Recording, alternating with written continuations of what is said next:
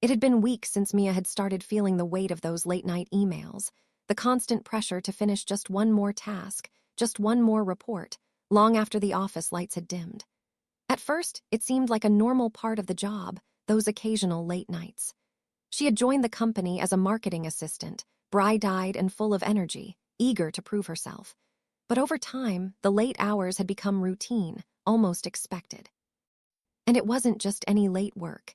It was her boss, Mr. Harper, who made sure she stayed long after everyone else had gone home. Mia had always admired Mr. Harper. He was the kind of boss that demanded excellence. His suits were sharp, his words always measured, and his demeanor was smooth but firm. But over time, the admiration began to wear thin. The demands had gone from reasonable requests to relentless micromanagement. "Mia, can you just finalize the quarterly reports tonight? I'll need them first thing in the morning." It was always like that. "Mia, the presentation isn't up to the standard I expected. Can you stay late and fix it?"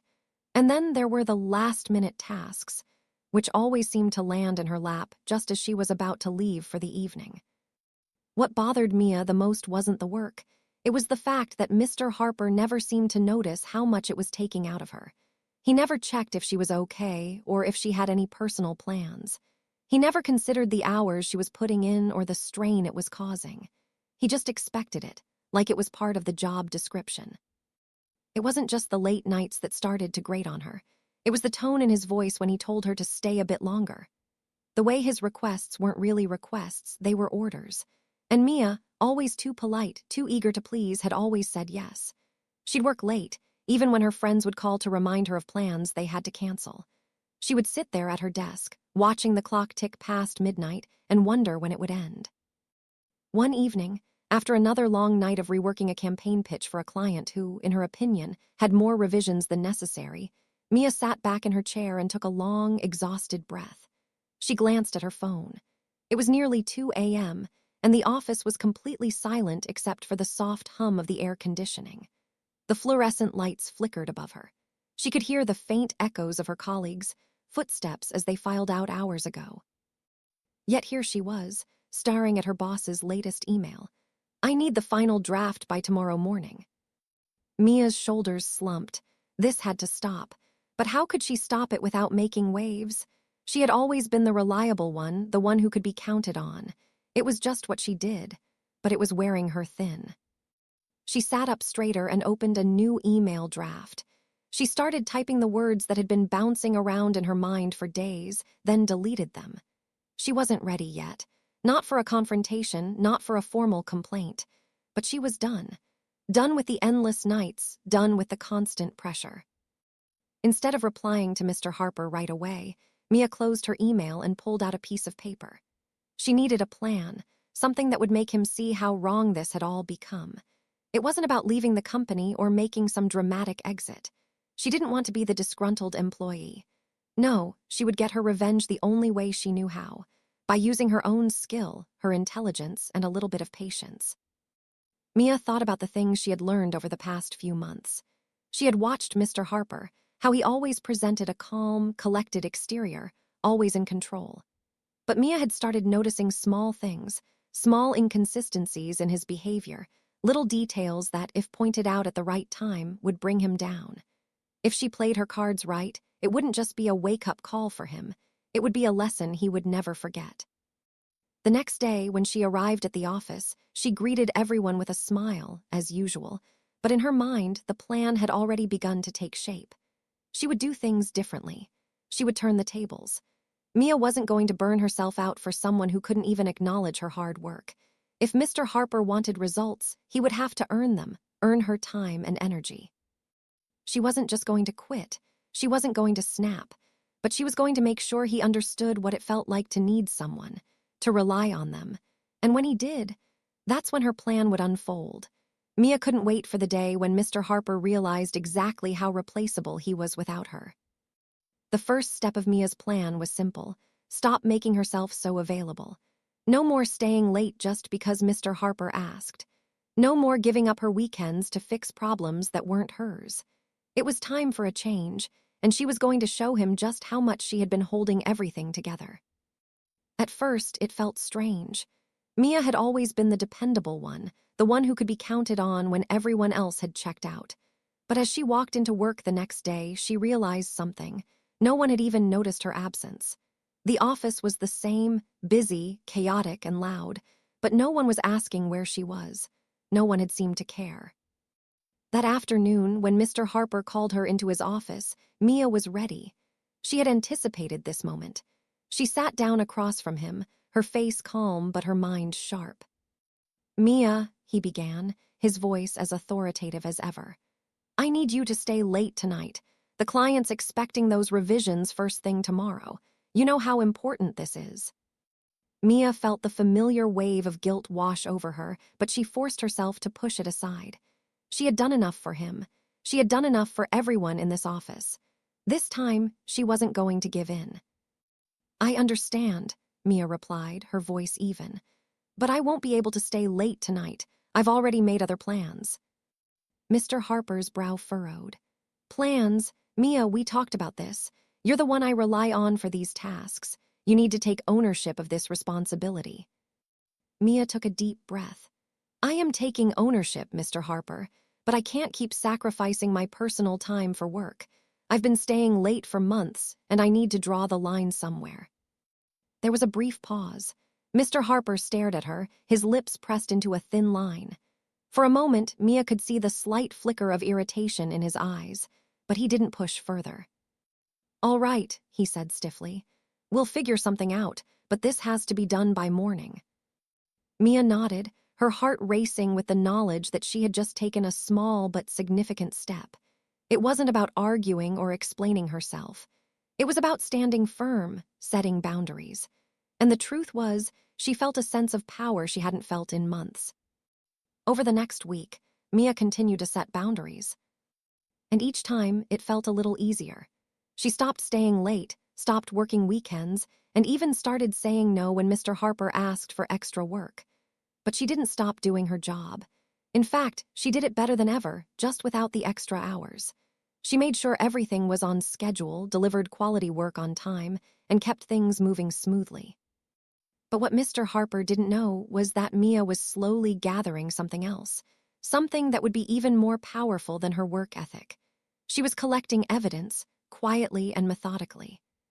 She started keeping track of all the tasks that were forgotten or overlooked by others in the office, especially the ones that were later handed to her. She kept a record of the extra hours she had worked over the past few months, the ones where no one had even bothered to acknowledge her effort. And when Mr. Harper's temper flared at others, when he pushed people around or ignored their needs, Mia made a note of it. One Friday afternoon, Mia sat at her desk, looking at the screen in front of her, her fingers tapping rhythmically on the keyboard. She had spent the last few days reviewing emails, meeting notes, and task assignments. She had compiled everything into a neat file, one that was beginning to paint a very different picture of Mr. Harper. He wasn't just overworking his staff. He wasn't just taking credit for work that wasn't his. He was creating a toxic environment, one where employees felt pressured to stay late, take on extra tasks, and go above and beyond without any recognition.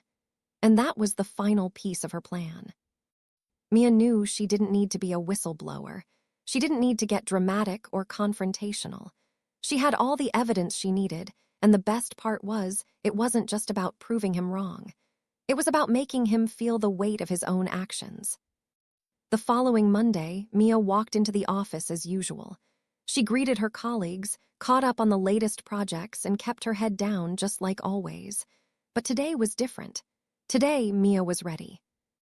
At 10 a.m., she walked into Mr. Harper's office, the file she had compiled under her arm. He looked up at her, his usual confident expression in place. "Mia, what's going on?" he asked, his tone dismissive. "I need those updates by noon, all right." But Mia wasn't intimidated anymore. She placed the file on his desk, folded her arms, and looked him directly in the eye.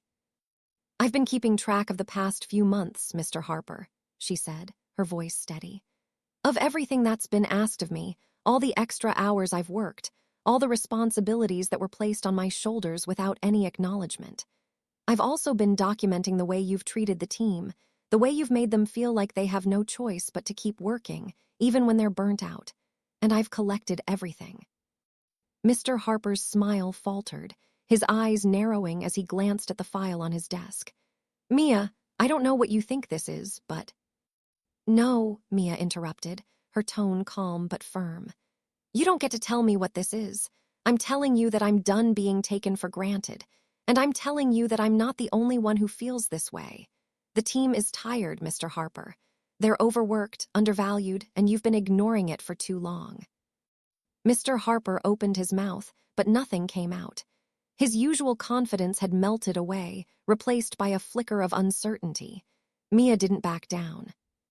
"I've made my decision," she continued, her gaze unwavering. "You'll find that I'm no longer willing to stay late, take on extra work, or keep sacrificing my time for this company. If that's a problem, then maybe it's time for a new conversation." Mia turned on her heel and walked out of his office, leaving Mr. Harper sitting in stunned silence. The following days were an unexpected mix of tension and calm. Mia had walked out of Mr. Harper's office with a sense of quiet satisfaction, but as she returned to her desk, her heart still raced. She didn't know what would come next, whether he would confront her, try to intimidate her into compliance, or perhaps even retaliate. What she did know was that she had taken control. For the first time in months, Mia wasn't playing by his rules.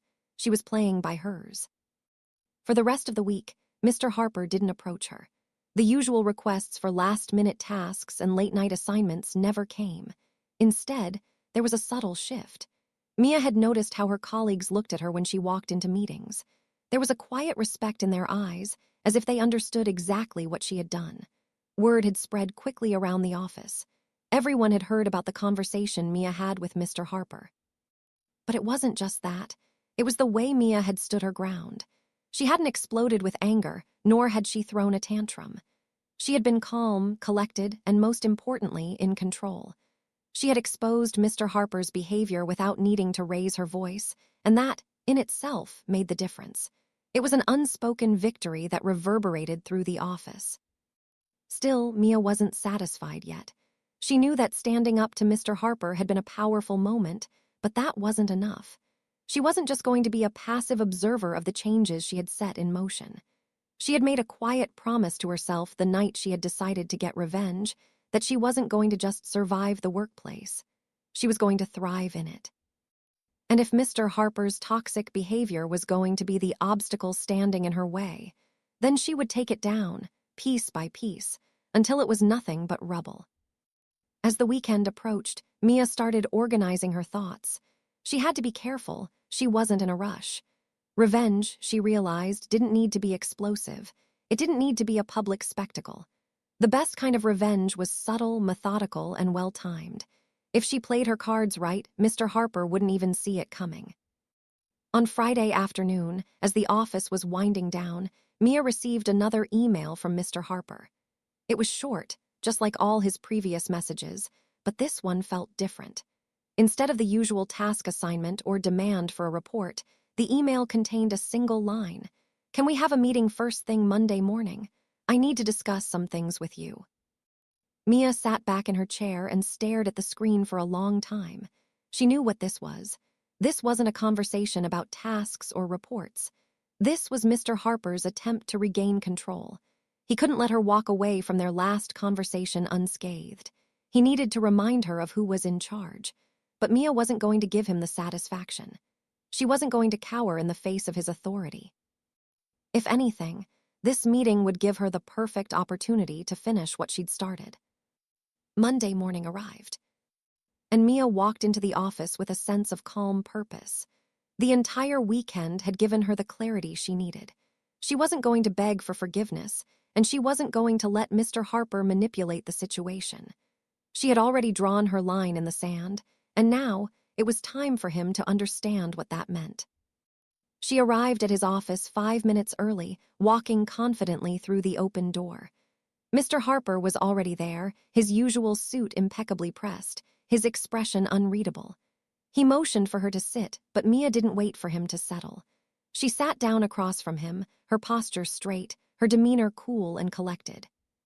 "I'm glad you could make it, Mia," he began, trying to sound casual, but Mia could hear the slight tension in his voice. He was playing the game, trying to take control again, but she wasn't buying it. "Of course," Mia replied evenly, her eyes meeting his. "You wanted to talk. What's on your mind?" Mr. Harper leaned forward, his fingers steepled in front of him. "I've been thinking about our conversation last week," he said, his tone measured. "I don't appreciate being challenged in front of the team like that. You know, that's not how things are done around here." Mia's lips curled slightly, but she kept her voice calm. "I wasn't challenging you, Mr. Harper. I was simply stating my position. And frankly, it's a position I've earned through hard work. I don't think it's unreasonable to expect respect for my time." There was a brief silence. Mr. Harper's eyes flickered for a moment, a subtle crack in his composed facade. He clearly wasn't used to being spoken to like this. For a split second, Mia could see the unease in his posture. "I'm the one who decides what's important around here," he finally said, his voice low, almost growling. "And I'm not used to being disrespected. If you're going to keep working here, you need to understand that." Mia didn't flinch. Instead, she leaned back slightly, crossing her arms. "I understand, but I'm not going to keep sacrificing my personal life for work. I've already proven that I can handle my responsibilities without working late every night. And if that's an issue for you, then we need to reevaluate the expectations." His jaw tightened. He wasn't used to being challenged, and this was clearly frustrating him. Mia had been silent for so long, had taken so much from him, that he had no idea how to respond when she finally stood her ground. "I don't know what you think you're trying to do here," Mr. Harper said, his voice a bit shaky now. "But you can't just waltz in here and expect me to accommodate your personal boundaries. This is a job, Mia, not a hobby." Mia gave him a thin smile, her tone shifting. "It's not about boundaries. It's about balance. You see, I've been working hard, very hard, for this company. But I've realized something in the process. I don't need to be tethered to my desk 24/7 to be effective. And if you can't accept that, then maybe you need to reconsider who you're asking to stay late." Mr. Harper's face reddened, and for a moment Mia thought he might snap. But he didn't. Instead, he stood up abruptly and walked toward the door, his hand gripping the handle with more force than necessary. "Fine, but you're walking a thin line, Mia. Don't forget who brought you into this company." Mia stood as well, her gaze unwavering. "I won't forget, but you should remember that no one is irreplaceable, not even you." With that, she turned on her heel and walked out of his office, leaving him speechless. The weeks following Mia's final confrontation with Mr. Harper were nothing short of transformative. She had expected resistance, perhaps even some retribution, but instead, things changed subtly, and not in the way she had anticipated. Mr. Harper, for the first time in years, began to tread carefully around her. The fiery, arrogant confidence he once carried seemed to have been tempered by an unseen force, and Mia realized, with a quiet sense of satisfaction, that her actions had struck a nerve deeper than she could have ever imagined. At first, Mia couldn't understand why her boss wasn't making more of an issue out of their last meeting. She had expected him to escalate the situation, perhaps to try and turn others against her, or maybe even to attempt some subtle form of punishment. But nothing came. No emails demanding late-night work, no more dismissive comments in meetings, no more pushing her past her limits. For the first time since she'd joined the company, Mia was getting the respect she deserved, and it was clear that Mr. Harper had been shaken by her words. But what really shocked her was how things began to change among her colleagues. They had witnessed her stand her ground, watched her take control of a situation that had once felt impossible to navigate, and soon they started to mirror her actions. One by one, Mia's coworkers began to speak up about their own grievances. They, too, had been working long hours without recognition, too afraid to question the status quo. But Mia had broken the silence, and now they were following her lead. By the end of the month, the office had undergone a subtle but significant shift. The atmosphere was lighter, the air less tense. Mia's colleagues were more engaged, more vocal. They weren't afraid to leave the office on time anymore. And most importantly, they had regained a sense of control over their own lives, something that had been absent under Mr. Harper's rule. Then came the bombshell. One quiet Tuesday afternoon, Mia was called into HR for an impromptu meeting. She had no idea what to expect, perhaps a debrief about the changes she had subtly helped set in motion, maybe even a thank you for pushing the company toward a healthier work-life balance. But what she didn't expect was the conversation that followed. Mia entered the HR office to find Laura, the head of HR, sitting at the table with a few unfamiliar faces. Senior management, including the CEO, who had always kept to the upper floors, away from the day-to-day operations. Mia sat down, her nerves slightly on edge as she realized that this meeting wasn't just about her work performance. It was about something bigger. "Mia," Laura began, her voice steady but warm, "we've been reviewing some changes within the company, particularly regarding work culture and employee well-being. We've heard a lot of positive feedback from your colleagues about your initiative in setting boundaries and encouraging a healthier work-life balance. It's something we've been trying to foster here, but your actions have really pushed us to take a deeper look." Mia raised an eyebrow, still unsure where this conversation was heading. She had made an impact, yes, but she didn't think it would attract this kind of attention. The CEO, Mr. Langley, spoke next. "We've seen how much you've grown here at FinTech Solutions, Mia. And we've also noticed the positive impact your actions have had on the entire team. I wanted to personally thank you for that. It's not easy to challenge the status quo, especially in such a high-pressure environment. But you've done it with grace and intelligence." Mia sat back, surprised. This wasn't the response she had been expecting. Her initial thoughts went back to the many late nights she had spent trying to meet deadlines, always giving her best, but often losing herself in the process. She hadn't done this for recognition. In fact, part of her had worried about the backlash she might receive for standing up to her boss. But now, the fruits of her labor seemed to be paying off in unexpected ways. "We want to offer you a new position here at FinTech Solutions," Mr. Langley continued, a smile on his face. "We believe you have the leadership qualities we need to help guide this company forward. The culture shift you've initiated is just the beginning. We want you to be a part of that transformation, leading teams, setting the tone, and ensuring our people's well-being remains a top priority. You've shown us what true leadership looks like." Mia's heart raced. She hadn't expected this. A promotion to a leadership role. She hadn't come into this meeting looking for a raise, a new title, or any kind of reward. She had simply wanted to reclaim her time, her balance. But now, here it was, staring her in the face. "Of course," she said, her voice calm but filled with disbelief. "I appreciate the opportunity. I never expected anything like this, but I'd be honored to contribute in a bigger way." The meeting wrapped up shortly after, but Mia was left in a daze. She had come into this job unsure of where she fit, unsure of her worth. She had faced so much pressure, so many late nights, that she had forgotten the value of her own boundaries. And yet, somehow, in standing up for herself, she had unknowingly inspired others to do the same. Mr. Harper, on the other hand, wasn't so lucky. His once commanding presence in the office had begun to shrink. It wasn't an immediate downfall, but the truth about his behavior had started to surface in ways that no one could ignore. HR, after conducting internal reviews, found multiple instances where his treatment of employees bordered on harassment, and his failure to properly manage his team had led to decreased productivity and morale. It wasn't long before Jason's removal from the company became a quiet, internal affair. There was no drama, no public spectacle, just a quiet shift as the company moved forward with a new vision for leadership.